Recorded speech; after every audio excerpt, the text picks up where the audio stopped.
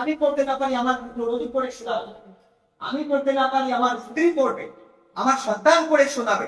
এই বইটা অ্যাভেলেবেল করা হয়, এই বইটা অ্যাভেলেবেল দিচ্ছে না, এই বইটা অ্যাভেলেবেল আপনার কাছে পৌঁছানোর ব্যবস্থা করা হচ্ছে না। অথচ ডক্টর মিজানুর রহমান আজহারী ভাই তিনি আমাদের মাহফিলে বলেছেন, আপনাদের জন্য সুসংবাদ, আমি একটা উপহার এনেছি, সেটা হলো এক নজরে কোরআন, যেটা করলে গোটা কোরআনের অনেক বিষয় আপনি খুব সহজে বুঝতে পারবেন। অথচ সেটা অ্যাভেলেবেল করা হলো না, সিন্ডিকেট করেছে এই প্রকাশন করে এই বইটাকে এইভাবে বিক্রি করা হচ্ছে বাংলার জন্য, এই বাংলাদেশ।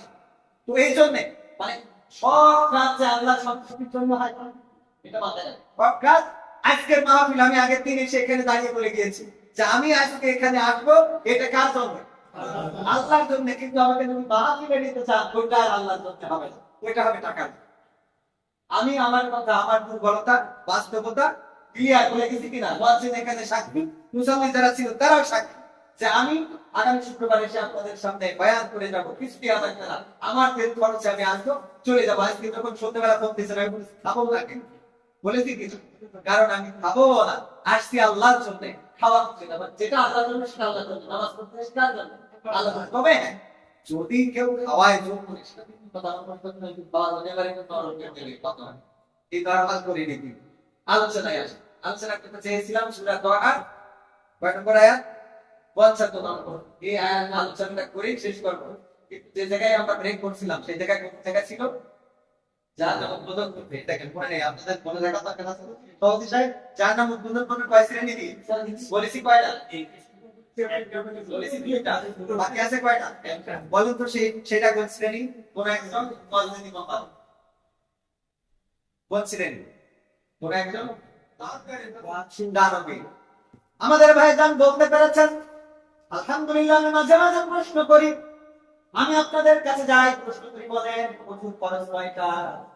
অনেকেই বলে 3টা, অনেকেই বলে 4টা, কেউ বলে 7টা, কেউ বলে 13টা। কয়েকদিন আগে আমাদের হাতিনা হাসপাতালে মামুনদের মধ্যে জিজ্ঞাসা করলাম ওযুর ফরজ কয়টা? কয় 4টা। কলাম কি?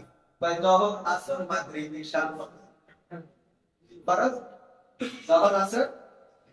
ওগো আমার ভাইরা, এই জন্য আমাদের ইসলামের বেসিক নলেজ জানার দরকার আছে না নাই? আমি একটা বই করেছি, basic knowledge of Islam, basic knowledge of Islam. এই বইটা দিয়ে আমি 1000 প্রশ্ন সেখানে সন্নিবেশ করেছি। আমি নামাজের ন্যূনতম নিয়ম কানুন, আমাদের দোয়া, টয়লেটে যাওয়ার দোয়া, টয়লেট থেকে বের হওয়ার দোয়া, ঘুমাতে যাওয়ার দোয়া, থেকে জায়গার দোয়া, বাড়ি থেকে বের হওয়ার দোয়া, গাড়িতে চড়ার দোয়া, এমনিভাবে বেসিক যেগুলো সব সন্নিবেশিত করেছি। বইটার নাম হলো বেসিক নলেজ অফ ইসলাম। এই বইটা যদি আপনাদের ঘরে ঘরে একটা করে পৌঁছে যায়, এই বইটা প্রতিদিন যদি দেখেন, ইসলামের খুঁটিনাটি বিষয়গুলো যেগুলো আমরা অনেক সময় জানি কিন্তু মনে হয় যে আমরা ঠিক বললাম না, ঠিক বললাম, নামাজ পড়ি 5 ওয়াক্ত কিন্তু আরকান আহকাম মনে থাকে। আরকান আহকাম কয়টা? 13টা। অনেকের মনে থাকে না, জিজ্ঞাসা করলে বলতে পারে না। ভিতরের ফরজ কয়টা, বাইরের ফরজ কয়টা, ভিতরে 6টা, বাইরে কয়টা? 7টা। এগুলো মনে থাকে না, সবগুলো সেখানে দেওয়ার চেষ্টা করেছি।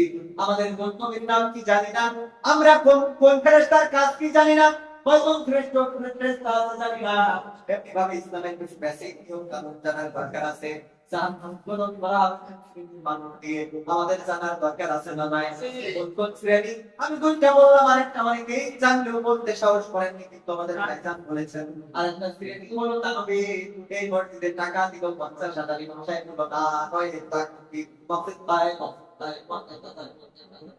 ঠিক না? এই তাকবীর দেওয়া হলো, সবাই বলল আমাদের গ্রামের মকসেদ চৌধুরী, তিনি প্রতিবার বছর 50,000 টাকা করে দান করেন। এত বড় দানবীর আর ব্যক্তি নাই। লোকটার মনের মধ্যে যদি নিয়ত থাকে আমাদের লোক আমাকে করবে, তাইলে বিপদের কোনো শেষ নাই। পরকালে আল্লাহ ডাক দিবেন, কি বলবেন? আসবে দানবী, তোমার জন্য জাহান্নাম বরাদ্দ, চলে যাও তোমার সিট ওখানে। দানবীর বলবে, ও আল্লাহ, কেমন করে হয়? আমি পাঁচ পড়ার মসজিদে টাইলস করে দিলাম, ফ্যান লাগিয়ে দিলাম, এয়ার কন্ডিশনের ব্যবস্থা করে দিলাম, আল্লাহ আমাদের গ্রামের সবাই জানে আমি দানবী, আমার এলাকার মানুষ জানে আমি দানবী। এই দানবীর হয়ে কেমন করে তোমার জাহান্নামে যাব, কেমন তোমার জাহান্নামে যাব? আমার আল্লাহ তাআলা বলবেন, ও বান্দা, চেয়েছিলে তোমার যেন লোকেরা দানবীর বলে, এই জন্য লোকেরা তোমার দানবীর বলেছে। বিনিময়ে তুমি আজকে এই পরকালে কিছু পাও নাই, তোমার ব্যালেন্সটা জিরো হয়ে গেছে। তোমার ব্যালেন্সটা জিরো হয়ে গেছে। তার মাধ্যমে কার সম্পত্তির জন্য গোপনেও করা যাবে, প্রকাশ্যেও করা যাবে। গোপনেও দিতে পারবেন, প্রকাশ্যেও দিতে পারবেন। কিন্তু যদি মন থাকে এমন যে আল্লাহ আমি দিলাম 50,000, ইমাম সাহেব যদি আমার নামে তাকবীর দেয়, দোয়া করে, তাইলে অন্য মানুষ আরো যারা আছে তারা উদ্বুদ্ধ হবে। তাইলে এরকম প্রকাশ্যে দানে কোনো অসুবিধা, এরকম প্রকাশ্যে দানে কোনো অসুবিধা। যে কবি মিছামা 10,000 টাকা দিয়ে গেছে, এই পরিস্থিতির লোকরা তাও 10,000 দিয়েছে, বিরোধটা থাকে যে দিয়ে গেলাম এই চলতেছে, আমি বাইরের লোক হয়ে দিলাম, তাহলে ভিতরের লোক আরো বেশি কেন দরকার আছে না? এই কারণে নিয়তটা যদি এমন হয় তাইলে করাটা লিখবো, কারণ ইন্নামাল আমালু নিয়তের পরেই কর্মই কর। আসুন যে আয়াত নিয়ে আলোচনা করতে চেয়েছি আমরা কবরের কাছে গেলে পড়ি। প্রতিনিয়ত মানুষ মারা যায়। গত বছর যারা এই সাল্লি ছিল, আগামী বছর এই বছর তারা নাই, মারা যাচ্ছে। এই বছর যারা আছে আগামী বছর অনেকেই থাকবে। মসজিদে ইফতারির ব্যবস্থা করে আপনাদের এখানে ছিল নাকি? ছিল। আমি প্রতি প্রতি রমজানে চেষ্টা করি আমার গ্রামে মসজিদে ইফতার করার জন্য। যতদিন প্রবাসে ছিলাম করা হয় নাই, কিন্তু দেশে থাকলে মসজিদে যাই, মসজিদে মুসল্লিদের সাথে বসি, ইফতারি করি। যখন মসজিদে বসি আজান দেওয়ার আগ পর্যন্ত দোয়া কালামের পাশাপাশি মাথার মধ্যে ঘুরপাক খায় জায়গায় আমাদের তাহাজ্জুদ প্রশ্ন। আজকে সেই মানুষটা দুনিয়ার পরে নাই। অমুক জায়গায় আমাদের রোগের খেলো প্রশ্ন আজকে নাই। ওই জায়গাটায় আমি মাজিদ চাচাকে দেখি, সেই মাজিদ চাচা আজকে না। অমুক জায়গায় আমার ভাই এসে বসতো, আজকে সেই মানুষটা নাই। অমুক জায়গায় আমার চাচা এসে বসতো, আজকে নাই। অমুক জায়গায় গ্রামের অমুক মানুষ এসে বসতো, আজকে নাই। নতুন মানুষের জায়গাগুলো পড়ে আছে, নতুন মানুষগুলো চলে গেল। এই রমজানে যাদেরকে দেখি এদের মধ্যে অনেককে আগামী রমজানে আর পাবো না। গত রমজানে যাদেরকে দেখেছি তাদেরকে এই রমজানে অনেককে পাই না। এমন করতে করতে করতে করতে একদিন আমি থাকবো না, মসজিদে ইফতারি হবে, শত শত মানুষের মধ্যে আমাদের দেখা যাবে। দেখা যাবে না। রমজান আসে রমজান যায়, আমার জীবনে পেয়েছি এবারে রমজানে আরে পাবো কি পাবো না। রমজানটা পাইলাম, রোজার মাসটা চলে গেল, ফুরিয়ে গেল। আমার আবার এই রমজান পাবো, তার কোনো নিশ্চয়তা আছে নাকি? তার কোনো নিশ্চয়তা নাই, কোনো গ্যারান্টি নাই। রমজান নিয়ে আলোচনা করলে রাত পার হয়ে যাবে, কেউ জানো না। যে কথাটা বলার জন্য বললাম, তবে এই মসজিদের মুসল্লিরা এই জুমায় যারা আসলো, এই কাতার যারা বন্ধ করে দিল, কেমন হয়ে যায় আগামী জুমায় তাদের মধ্যে একজন নাই। এই জুম্মায় যারা এসেছে এই মসজিদেই ছিল, আগামী জুম্মায় তাদের একজন নাই। গত জুম্মায় ছিল, এই জুম্মায় নাই। আমরা জানা যায় শহীদ হয়ে যায়, মা ওই লাশটাকে পিছনে রেখে তার বন্ধু হয়ে দাঁড়িয়ে যায়। আমরা বলি বল দেখে এই মানুষটা কেমন ছিল, ভালো ছিল না মন্দ ছিল, ইত্যাদি ইত্যাদি। তার সন্তানেরা বলে আমার পিতার কাছে বা আমার আপনজনের কাছে যদি কেউ তাকে পান বলতে পারেন সব করে দেব। এমনি ভাবে ওই লাশটাকে সামনে নিয়ে কথা বলা হয়। এমন একদিন এসে যাবে আমরা সামনে দাঁড়ায় লাশটাকে নিয়ে কথা বলি, একদিন আমাদেরকে সামনে নিয়ে অন্য মানুষেরা কথা বলবে। চিন্তা করেন তখন জানা যায় দাঁড়িয়ে, আমি যদি জানা যায় দাঁড়াই, আমার প্রতিবাদ করা যে আমার জানা যায় কেউ এসে বক্তৃতা দিতে পারবে, কেউ এসে কি করতে পারবে না, বক্তৃতা দিতে পারবে। তাই জানা যায় জানা যায় লাশ সামনে নিয়ে বক্তৃতা দেওয়া এর মধ্যে গর্হিত কাজ আমার মনে হয় দ্বিতীয় আছে। বৃদ্ধ মানুষ এসে দাঁড়িয়ে আছে, লাঠি ভর দিয়ে কষ্ট করে আসতে জানা যায়, শুনে শুনতে লাঠিটা ভর দিয়ে দাঁড়ায় আছে, বক্তৃতা দিতেছে। এই লোকের মতো ভালো পাওয়া যায় না, বেশি থাকতে তোর জীবনে কোনো ভালো কথা করলাম না, আজ পরিদোয়া করা বিশাল কথা আছে। আচ্ছা দাদা, এটা গর্হিত কাজ। কি কাজ? গর্হিত কাজ, কোনো কথা হবে না। আল্লাহ রাসূল মাঝে মাঝে জিজ্ঞাসা করতেন এই লোকটা কেমন ছিল, মানুষেরা সাক্ষ্য দিত লোকটা ভালো ছিল। আল্লাহ রাসূল বলতো যে আপনারা যে ভালো বলেছেন আল্লাহ আলামিন, আল্লাহ নবী বলেছেন যে লোককে বেশি লোক ভালো বলে আল্লাহ সেই লোক যে লোকটার পরে মানুষেরা তাকে সেই লোকটার পরে দেখায় কি আল্লাহ। এতটুকু আপনি বলতে পারেন ভাই লোকটা কেমন ছিল আপনাদের কাছে, ভালো কি ছিল? যদি না থাকে কষ্ট দিতে এতটুকু বলতে পারেন। যদি কেউ প্রস্তুত আমাদের আবার এটাই চালাবো আমাদের আপনজনেরা বলে ভাই আমার বাবার কাছে যদি কেউ টাকা পাওয়ার পর শোধ করিও, অথচ এই কথা কেউ কয় না যে আমার বাবা যদি কারো কাছে টাকা পায় টাকাটা দিয়ে দেবেন মনে থাকে জানো, এই কথা কোনো চলে? সে মারা গেল, তার পক্ষ থেকে তো তার ঋণ পরিশোধ করার ব্যবস্থা আছে, যে কেউ পরিশোধ করে দিতে পারবে, কিন্তু সেই লোকটা মারা গেল, ও যাদের কাছে টাকা পাবে সেই লোক যদি স্বেচ্ছায় স্বীকারকে না দেয়, ও ঋণকে কেমন পর্যন্ত পরিশোধ হবে? তাহলে গুরুত্বপূর্ণ কোনটা? আমি বলি যে আগে দাঁড়াই বলতে হবে ভাইয়েরা, এখানে যারা আছে এই লোকটা যদি আপনাদের কাছে টাকা পায় দয়া করে তার পরিবারকে দিয়ে দিয়ে, তাহলে কিন্তু ভুলে যাবে হাসরের ময়দানে টানাবেন।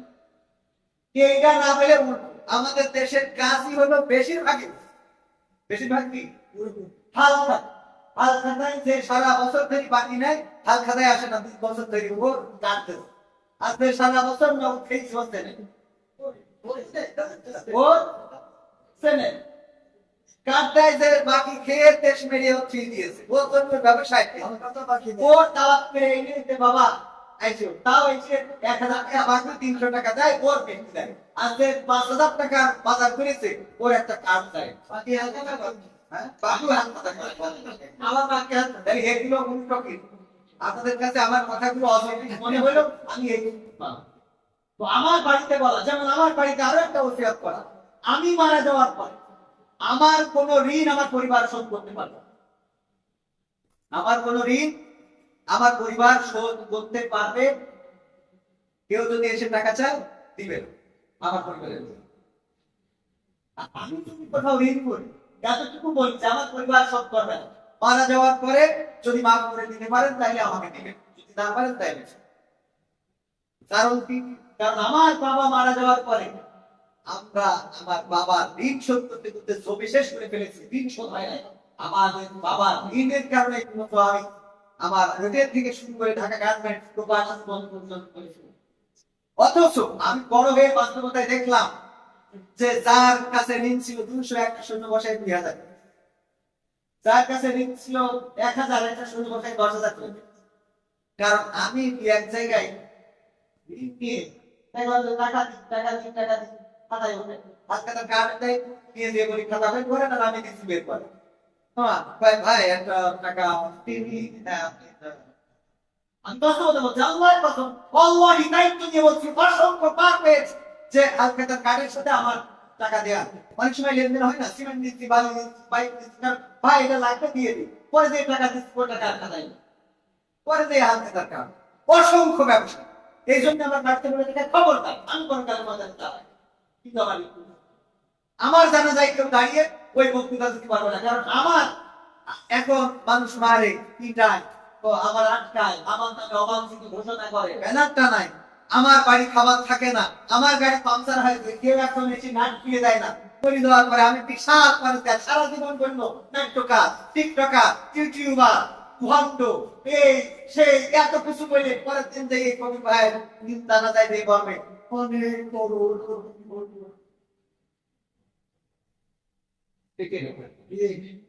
এই আলগা দরদ আয়ামসন, আলগা দরদের কোনো দরকার, জানা যা টাইম মতো ওকে টাইম হয়ে যাবে, এবং সাহেব সুদ মাত্র এতটুকু রাসূলের সুন্নাহ তরিকায় যতটুকু কথা করে জানাতে দাঁড়াতে জানা যখন কমিয়ে দিই। আর এগুলো আপনারা মেনটেন, একটা মানুষ মরে গেছে সামনে দিয়ে যত নেতা, এখন আবার কি নেতাদের আবার লিমিট আছে, নেতাদের আবার একে মেনটেন করতে হয়, নেতারা আবার জানা যায় দাঁড়ায় পরে উপস্থিত আছে যে জানা যায় বাংলাদেশ দলের বিশিষ্ট নেতা সংগ্রামী নেতা এই সেই আছে না রাজনৈতিক রাজনৈতিক জনসভা যেই জানা যায় এই জাতীয় বক্তৃতা দেওয়া হবে জনসভায় কারণ পরিবর্তন আপনাকে দিয়ে শুরু, আপনি শুরু করেন, আপনি যদি পরিবর্তন শুরু না করেন পরিবর্তন আসবে, সব পিছন দিকে বলবেন আমি এক জানা যায় দাঁড়ালাম না, আমি বলবো না সেই দলের নাম, এক এক করে বক্তৃতা দিতেই আছে এক এক দলের, হঠাৎ করে আরেকজন এসে ভাই সামনে আসেন ডেকে এনে বক্তৃতা দাঁড়ায় জানছে চৌগাছা ভাষা স্থানের নাম বললাম, বলার নাম না, আমি দাঁড়িয়ে বললাম, আমি পিছন থেকে বললাম আর কতক্ষণ দাঁড়িয়ে থাকবো এভাবে, একটা জানাজায় আপনার রাজনৈতিক মানুষ বানিয়ে ফেলেছেন। এটা যেন জনসভার ময়দান। জানাজা জনসভা। সারা জীবন পথ করে ভালো বানাতে পারেন না, এক জানাজায় 5 মিনিটে সব যেন আজকে ভালো বানায় জান্নাত। এইগুলো করা যাবে না। খবরদার ওসিয়ত করতে। ওসিয়ত যদি কেউ মারা যায় 4টা হক রেখে যায় পরিবারের। কয়টা হক? এটাও আমার ওই যে কুইজে বইয়ে আছে। কয়টা হক? আমরা অনেকেই জানি না। 1 নম্বর হক হলো পরিবারের পরে যে মারা যাবে তার 1 নম্বর হক হলো যতটুকু সম্ভব তার দাফন কাফনের ব্যবস্থা। 1 নম্বর হক কি? যতটুকু সম্ভব তার দাফন কাফনের ব্যবস্থা করা। 2 নম্বর হক হলো তার যদি কোনো ওসিয়ত থাকে, সেই ওসিয়ত পালন করা। 3 নম্বর হক হলো তার যদি কোনো ঋণ থাকে সেই ঋণটা পরিশোধ করা, আর তার কাছে যে পাবে সেটাও আদায় করা। 4 নম্বর হক হলো যদি তার সম্পদ রেখে যায় সেই সম্পদটা সুষম বন্টন। কি বন্টন? সুষম বন্টন।